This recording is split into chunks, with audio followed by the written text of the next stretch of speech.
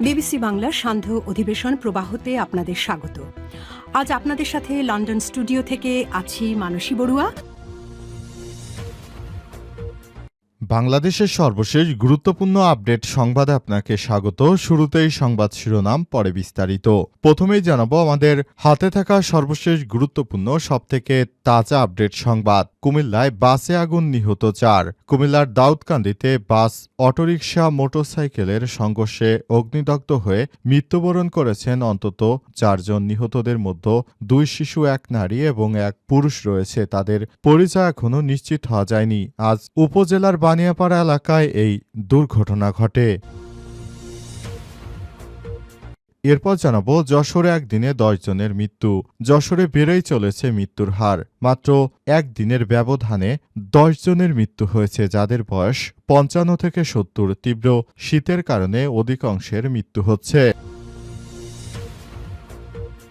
এদিকে কুষ্টিয়ায় প্রাথমিক শিক্ষক নিয়োগ পরীক্ষা কেন্দ্রের আশপাশে 144 ধারা জারি। সরকারি প্রাথমিক বিদ্যালয় সহকারী শিক্ষক নিয়োগ পরীক্ষাকে কেন্দ্র করে কুষ্টিয়ায় পরীক্ষা কেন্দ্রের আশপাশে 144 ধারা জারি করেছে জেলা প্রশাসন।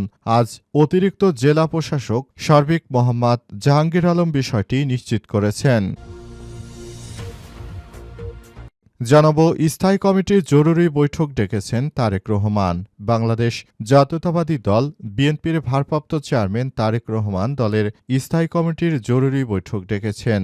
আজ রাত 9:30টায় গুলশানে বিএনপির চেয়ারপারসনের রাজনৈতিক কার্যালয়ে বৈঠক অনুষ্ঠিত হবে।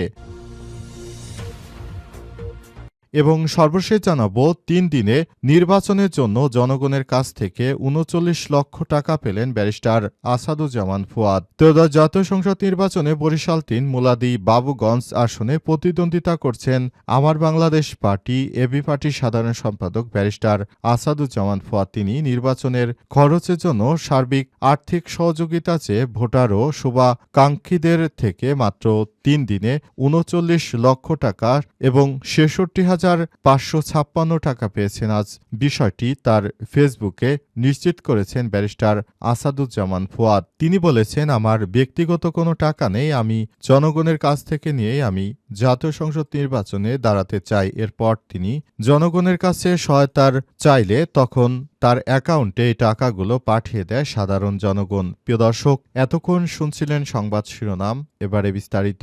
তবে তার আগে বন্ধুরা, অনুরোধ থাকবে এই সংবাদটিতে একটি লাইক দিন। এই চ্যানেলে আপনি নতুন হয়ে থাকলে আমাদের সংবাদটি দেখতে দেখতে চ্যানেলটি সাবস্ক্রাইব করে রাখুন। কমেন্ট করে বন্ধুরা আপনার মূল্যবান মতামত জানিয়ে দিন আপনি বিশ্বের কোন দেশ থেকে বা বাংলাদেশের কোন স্থান থেকে আমাদের সংবাদটি দেখছেন এবং শুনছেন। আর বন্ধুরা, সংবাদটি আপনার সোশ্যাল মিডিয়া ফেসবুকে শেয়ার করে বন্ধুদেরও দেখার সুযোগ করে দিন। গাজা যুদ্ধে আপনি যদি নিরীহ ফিলিস্তিনিদের ভালোবেসে থাকেন, কমেন্টে ইয়েস লিখে বিশ্ববাসীকে জানিয়ে দিন। এবারে বিস্তারিত। কুমিল্লায় বাসে আগুন, নিহত 4। কুমিল্লার দাউদকান্দিতে বাস, অটোরিকশা, মোটরসাইকেলের সংঘর্ষে অগ্নিদগ্ধ হয়ে মৃত্যুবরণ করেছে অন্তত 4 জন।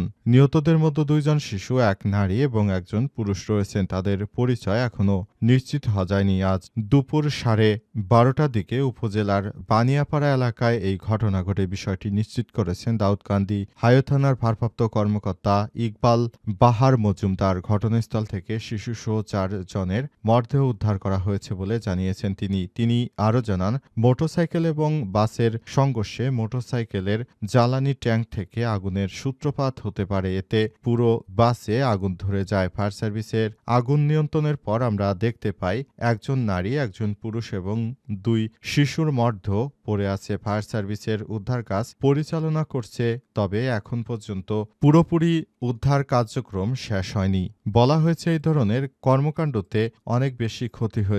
তাই সকালবেলায় যখন গাড়ি চালানো হয়, গাড়ি যেন আরও ধীরগতিতে চালানো হয়, যাতে করে দুর্ঘটনা আরও এড়ানো সম্ভব হয়। এই দুর্ঘটনার ফলে পুরো বাংলাদেশের মানুষ অত্যন্ত ব্যথিত হয়েছে। তারা যার যার জায়গা থেকে সবকিছু নিয়ন্ত্রণের চেষ্টা করলেও শেষ পর্যন্ত সেটি সম্ভব হয়নি। যশোরে একদিনে ১০ জনের মৃত্যু। যশোরে বেড়ে চলেছে শীতের প্রকোপ। আর শীতের ঠান্ডাজনিত নানা রোগে একদিনে সদর হাসপাতালে ১০ জনের মৃত্যু হয়েছে, যাদের বয়স ৫৫ থেকে ৭০ বছর বয়সের মধ্যে। তারা সবাই ঠান্ডাজনিত নানা সমস্যায় ভুগছিলেন বলে জানিয়েছে চিকিৎসকরা। আজ যশোর জেনারেল হাসপাতালে জরুরি বিভাগের চিকিৎসক জুবায়ের আহমেদ এই তথ্য নিশ্চিত করেছেন। তিনি আরও জানান, গত ২৪ ঘণ্টায় ঠান্ডাজনিত এবং ফুসফুসে সংক্রমণক জনিত ১০ জন লোক মারা গেছে। আমরা ইদানিং মৃত্যুর হার বেশি দেখছি এবং এক্ষেত্রে ঠান্ডার প্রকোপ বেশি থাকার কারণে মৃত্যুর সংখ্যাটাও আরও ব্যাপক হারে বেড়ে যাচ্ছে। বয়স্কদের মধ্যে মৃতের প্রবণতা বেশি। তিনি আরও জানিয়েছেন, ফুসফুস সংক্রমণক এবং অন্যান্য বিভিন্ন কমপ্লিকেশনের কারণে বয়স্কদের মধ্যে মৃত্যুর প্রবণতা বেশি দেখা যাচ্ছে। বয়স্কদের মৃত্যুর কারণে অনেকেই অনেক বেশি আতঙ্কিত হয়ে পড়েছে। সারা দেশে হঠাৎ করে শীতের কারণে ঠান্ডার প্রকোপ বৃদ্ধি পেয়েছে। বিশেষ করে এ কারণে ঠান্ডার জনিত বিভিন্ন রোগবালাই দেখা দিয়েছে। এতে করে সাধারণ মানুষ আরও বেশি স্বাস্থ্যজনিত সমস্যায় তারা বিভিন্ন হসপিটালে এসে ভর করছে। বিশেষ করে যারা ছোট বাচ্চা রয়েছে এবং যারা বয়োবৃদ্ধ রয়েছে, তারা বিশেষ করে বেশি অসুস্থ হচ্ছে। অসুস্থতার কারণে এই প্রাণহানির ঘটনাগুলো ঘটছে, যেটা আমাদের জন্য দুঃখজনক একটি ব্যাপার। আবহাওয়ার অধিদপ্তর থেকে বলা হয়েছে, সামনে আরও বেশ কয়েকটা দিন শীত বেশি থাকতে পারে, তারপর ধীরে ধীরে শীত কমে যেতে পারে বলে মনে করা হচ্ছে। কুষ্টিয়ায় প্রাথমিক শিক্ষক নিয়োগ পরীক্ষা কেন্দ্রের আশপাশে ১৪৪ ধারা জারি। সরকারি প্রাথমিক বিদ্যালয় সহকারী শিক্ষক নিয়োগের পরীক্ষা কেন্দ্রে কুষ্টিয়ার পরীক্ষা কেন্দ্রের আশপাশে ১৪৪ ধারা জারি করেছে জেলা প্রশাসন। আজ অতিরিক্ত জেলা প্রশাসক সার্বিক মোহাম্মদ জাহাঙ্গীর আলম বিষয়টি নিশ্চিত করেন। জেলা প্রশাসক সূত্র থেকে জানা গেছে, পরীক্ষা শুরুর ১ ঘণ্টা আগে থেকে শুরু করে পরীক্ষা শেষ হওয়ার পরবর্তী ১ ঘণ্টা পর্যন্ত আদেশ কার্যকর থাকবে। এ সময় পরীক্ষার্থীদের ২০০ গজের মধ্যে সব ধরনের সভা সমাবেশ ও জনসমাগম নিষিদ্ধ থাকবে। পরীক্ষার সার্বিক নিরাপত্তা ও আইন শৃঙ্খলা পরিস্থিতি স্বাভাবিক রাখতে সিদ্ধান্ত গ্রহণ করা হয়েছে। জারি করা গণবিজ্ঞপ্তিতে বলা হয়েছে, ১৪৪ ধারার আওতায় বা ৫ বা ততোধিক ব্যক্তি একসঙ্গে একই জায়গায় দাঁড়িয়ে তারা কোনো কিছু করতে পারবে না। অর্থাৎ এসব জায়গায় দাঁড়িয়ে তারা পরীক্ষাসহ নানাবিধ বিষয় নিয়ে যদি আলাপ আলোচনা করে কিংবা তাদেরকে নকল সরবরাহের চেষ্টা করে, তাহলে এ ব্যবস্থা গ্রহণ করা হবে। তারপর আরও বলা হয়েছে, সব বিষয় নিয়ে খুবই গুরুত্ব সহকারে দেখছে প্রশাসন এবং পরীক্ষা যেন নির্বিঘ্নে হয় সেই প্রচেষ্টাই অব্যাহত রয়েছে। ইতিমধ্যে পরীক্ষা দিতে আসা পরীক্ষার্থীরা জানিয়েছে যে তারা অনেক ভালো পরিবেশে পরীক্ষা দিতে পারছে। উল্লেখ্য, প্রাথমিক স্কুলের সহকারী শিক্ষক নিয়োগের এই পরীক্ষা দীর্ঘদিন ধরে নির্ধারিত ছিল আজকের এই দিনে এবং পরীক্ষা দিতে এসে অনেকেই ঠিকভাবে পরীক্ষা দিচ্ছে, যেখানে ৭১ জন পরীক্ষার্থীর বিপরীতে প্রতিদ্বন্দ্বিতা করছেন সবাই। অর্থাৎ একটি সিটের বিকল্প হিসেবে ৭১ জন প্রতিদ্বন্দ্বিতা করছে। এর মধ্যে যে সবথেকে ভালো রেজাল্ট করবে তার হয়তো সরকারি চাকরি হয়ে যাবে, এমনটাই জানানো হয়েছে। স্থায়ী কমিটির জরুরি বৈঠক ডেকেছেন তারেক রহমান।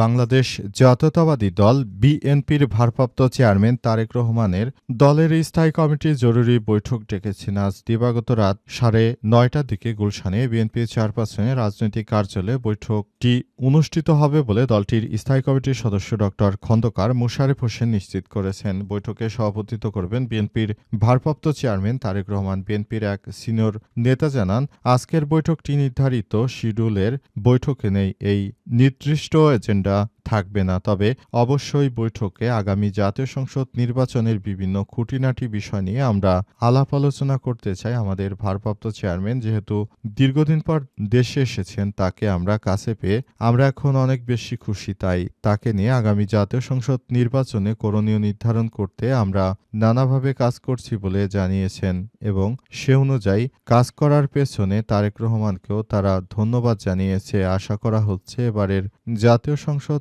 নির্বাচনটা হবে ইতিহাসের সবথেকে ভালো মানের একটি সুষ্ঠু নির্বাচন, সেই প্রত্যাশা ব্যক্ত করেছে বিএনপির নেতৃত্ববৃন্দরা এবং তারা সেই অপেক্ষাতে রয়েছে কবে জাতীয় সংসদ নির্বাচন অনুষ্ঠিত হবে এবং কবে তারা সুষ্ঠু পরিবেশে একটি ভোট দিতে পারবে। বিএনপির পক্ষ থেকে বলা হয়েছে, আপনার ভোট আপনি দেবেন, যাকে খুশি তাকে দেবেন, অর্থাৎ বিএনপি ভোটের ব্যাপারে কাউকে বাধা সৃষ্টি করবে না।